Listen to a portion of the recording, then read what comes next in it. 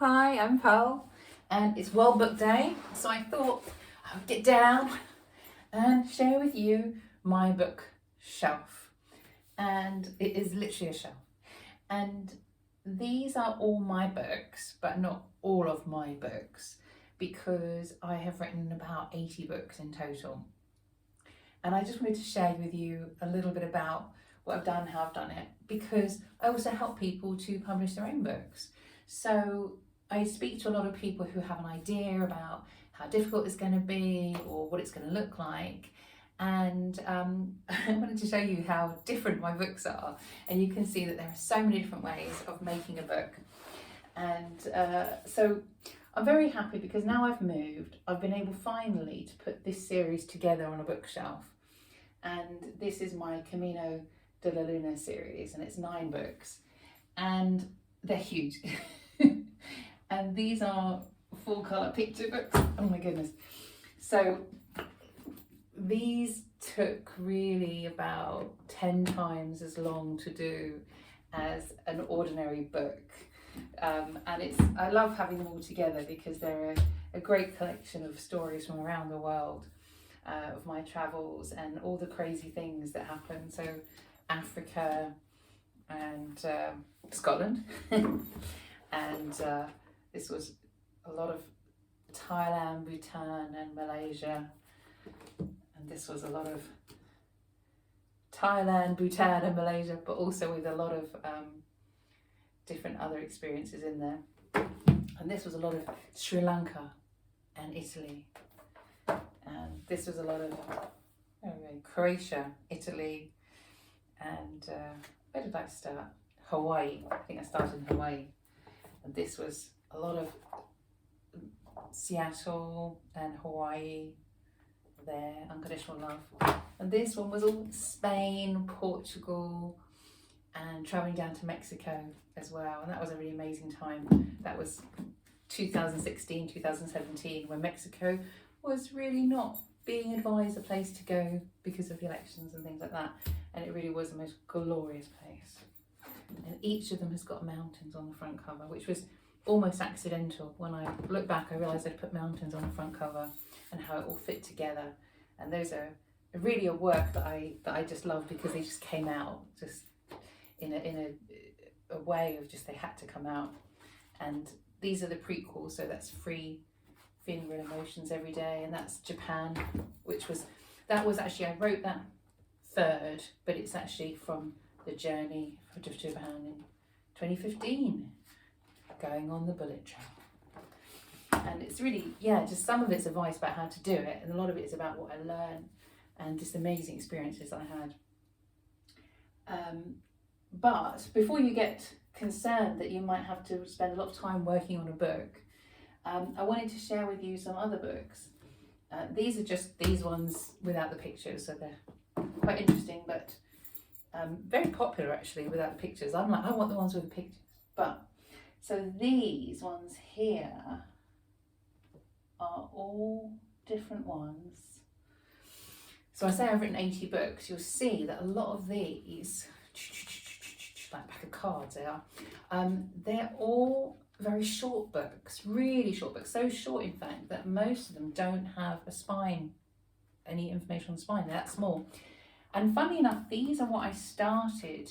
I started publishing these like 2016, and then a lot after I'd finished this series, because these were so big. And I thought, you know what, I'll do ones that are just about one place. So that was about the orangutans in Semengo and going to Kuching, and just about one particular place. And that's really what I started in 2010 when I started Pearl Escapes. I would write things on my website which were, here's how to do this trip. So it's one hotel, one spa, how to get there, and also stuff that I tried and tested. So I loved it because a lot of times I would go places and I think, no, the reviewers have never been to this place. They've written it from the PR release. And that's like Kuala Lumpur. I stayed in about 4 or 5 different hotels in Kuala Lumpur, all amazing from different reasons.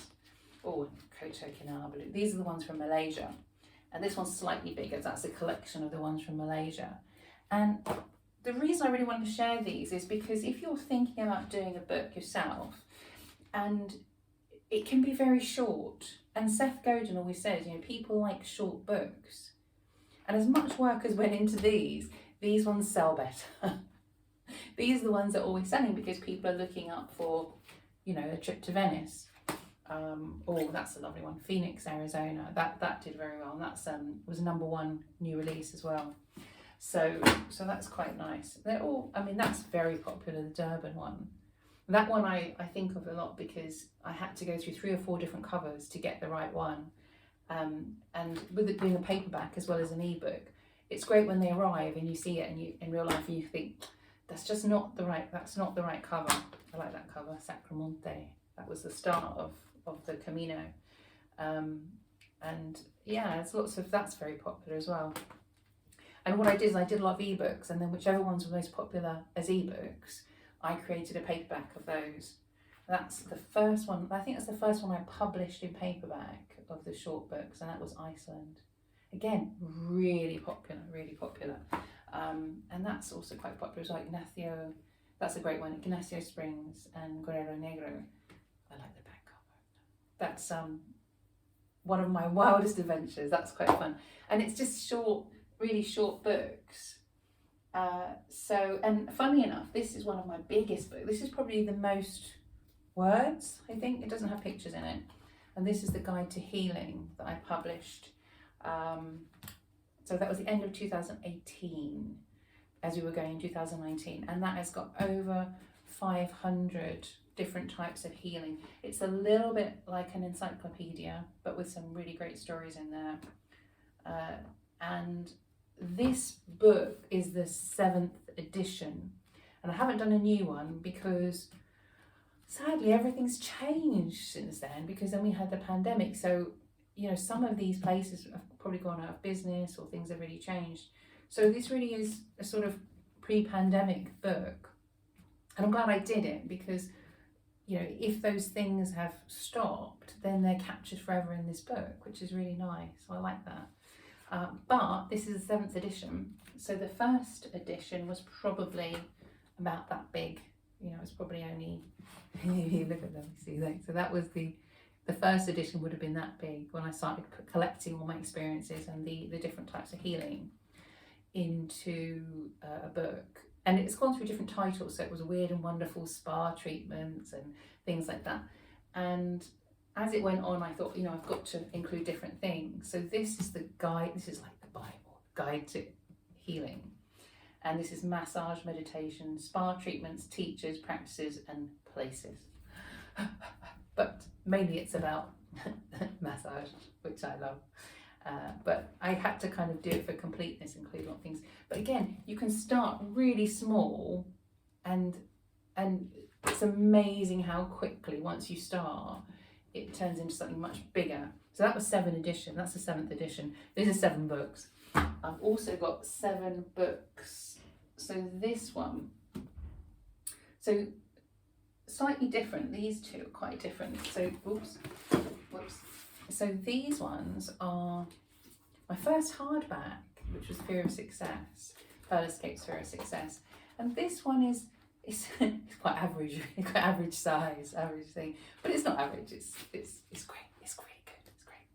And that's actually got great reviews as well. And that's available in paperback as well, and audiobook. So I do audiobooks as well. And this is Meditation for Angry People. Now this one is, these two are probably my bestsellers. And this one I wrote the first draft in about 8 hours. And the reason I could do that was because I was practicing all of this, all of these ways of escaping anger, you know, and dealing with anger, really turning anger into water, like not repressing it. So that came back very quickly, and that's been really, really popular. And that's, I've got something else coming up that's in the same, I'll say ilk, same vein as that, using the same kind of principles with other emotions. It's been very exciting. And I haven't actually decided if it's a book or a training, but it is a training, but maybe it'll be a book as well. Maybe it'll be a video course. So I'm playing with that. And this one was the same but slightly different, because when I sat down to write this, the penny hadn't dropped how much I knew. So when I started writing this, it was really like writing a research paper.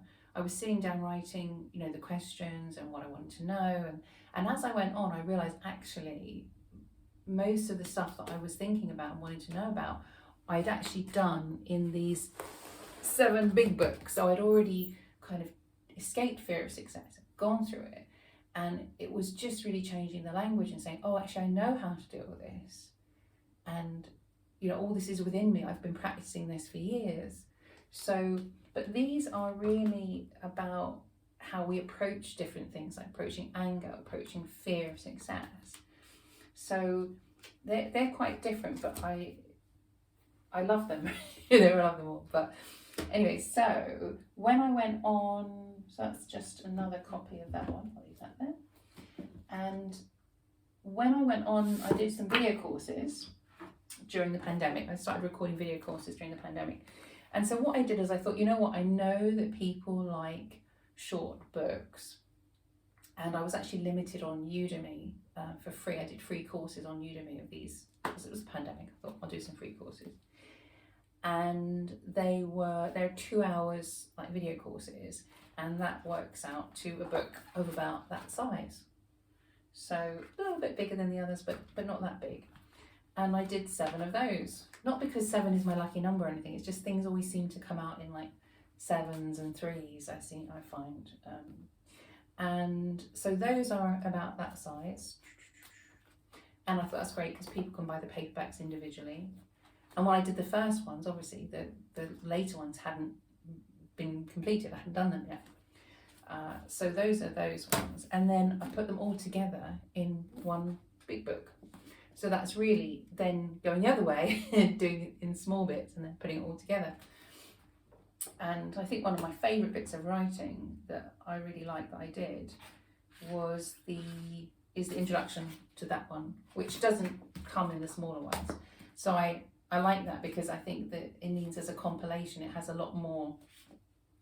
It's a lot more than just buying 1, 2, 3, 4, 5, 6, 7. So I think that's a really, you get a lot in that one, which is I really like. And then this is the last book I think I did, and it's a different book again.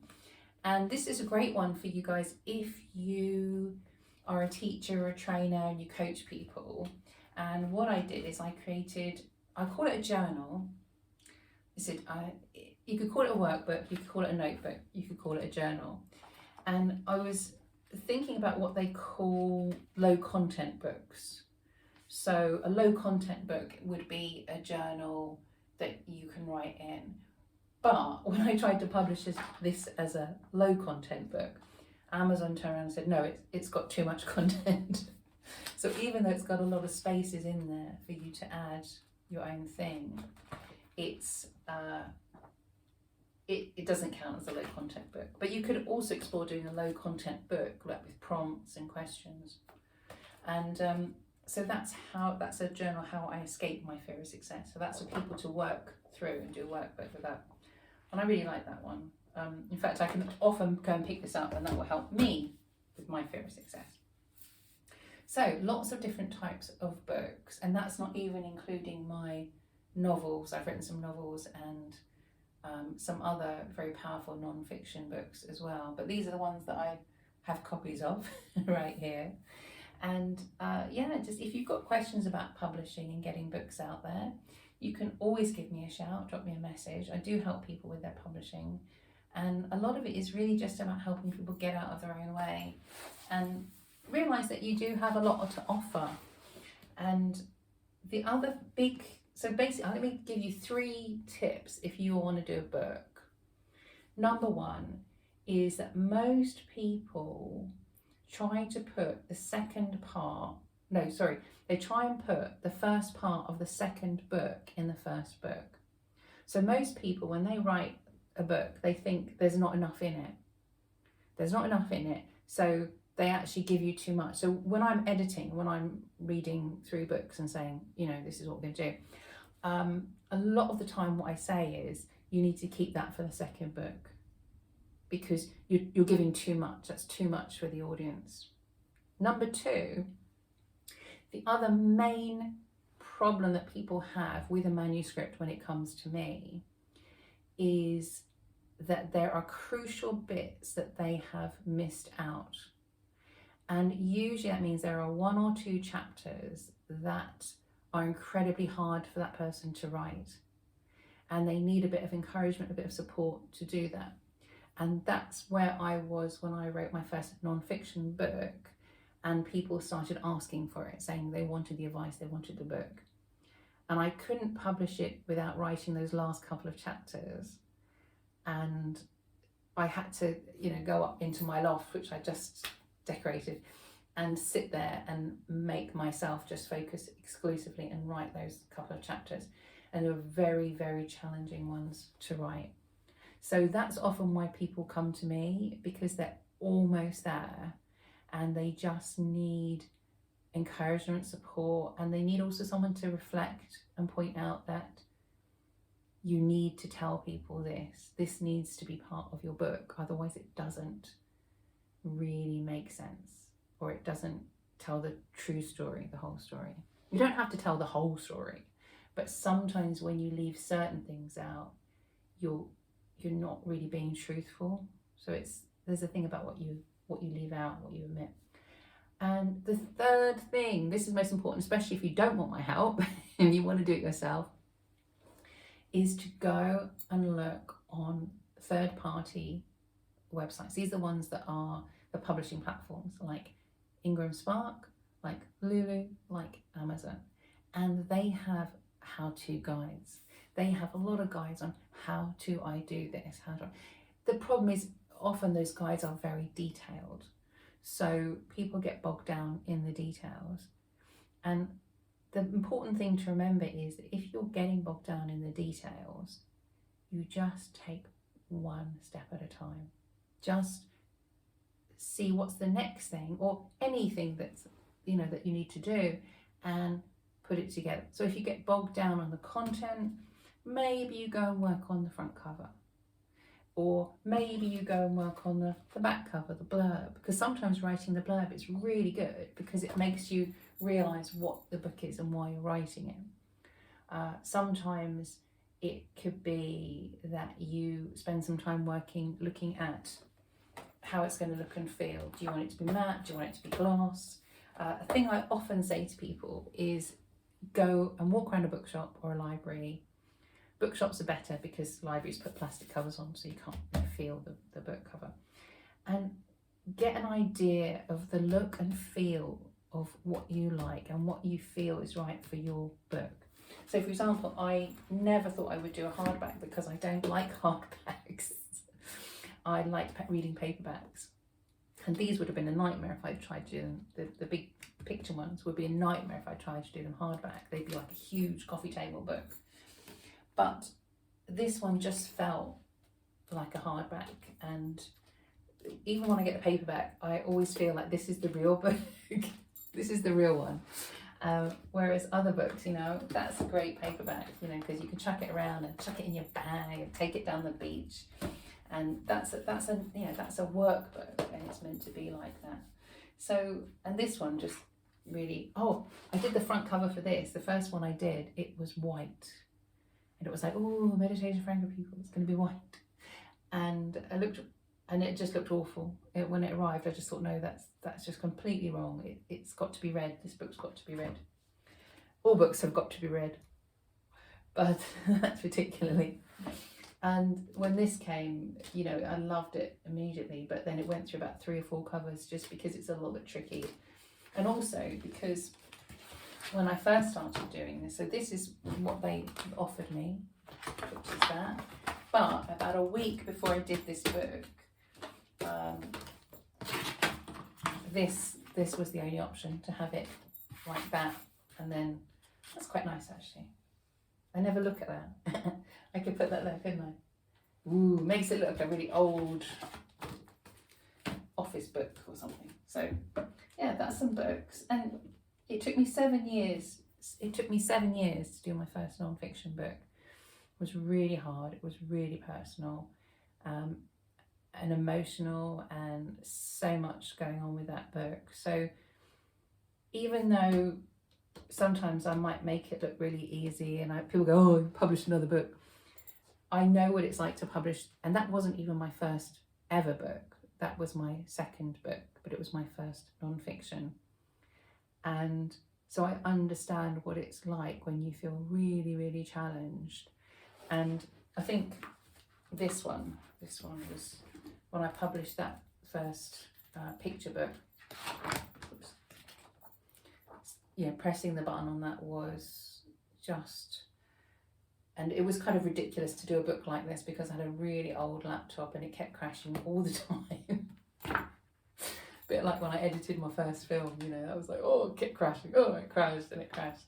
And I think, you know, the thing is, almost what I say with Fear of Success is almost the thing that's, when we really love a book and it's something really powerful and precious and special to us, that's often when it's so challenging. So it's kind of, it's paradoxical, it's crazy, but it's like sometimes I can publish a book and it doesn't, you know, it doesn't really make a deep impact on me, because if I'm publishing something like that, I've already published a really big one that mattered so much. But also, the more we do of anything, the easier it gets to do it. And we realise also that a lot of what gets in the way is just our own mind. Our own mind gets in the way, our ego gets in the way. And one day you too may have a bookshelf that's like this or even better. And if you want some help, I've published a lot of books, so you can give me a shout and I'll do my best to help. Have a wonderful World Book Day, and I hope you enjoy your books, your reading, and have fun with your books. I love books and I love reading and I love writing and I love making audiobooks as well. So anyway, have a great day. See you soon. Bye.